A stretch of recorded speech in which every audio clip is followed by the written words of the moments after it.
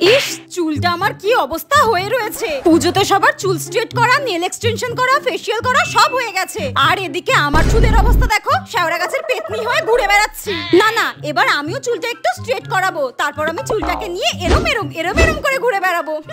এ কি আমার গলায় এসব কি বেঁধে দিচ্ছে? যা বাঁধে বাঁধুক গিয়ে, আমার চুলটা একটু ঠিক করে দিলেই হবে। উফ, কখন থেকে এই চেয়ারটাতে বসে রয়েছি, একটার পর একটা ক্রিম লাগিয়েই যাচ্ছে।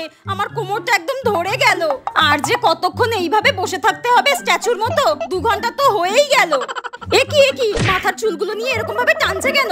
ওই তো কটা চুল মাথায় বেঁচে আছে, সেটাও কি ছিঁড়ে দেবে নাকি? এতক্ষণ পর একটুখানি আরাম লাগছে। কি সুন্দর করে মাসাজ করে দিচ্ছে। এ কি, চুল স্ট্রেট করাতে প্যান্ডেলের কাপড়, টুপি মুপি এসব পরাতে লাগে নাকি আবার? যাক, চুলটা ধুই দিচ্ছে মানে হয়ে গেছে। দেখি কেমন লুকটা এলো। আমি তো ভাবতেই পারছি না এত সুন্দর হয়ে যাবে আমার চুলটা।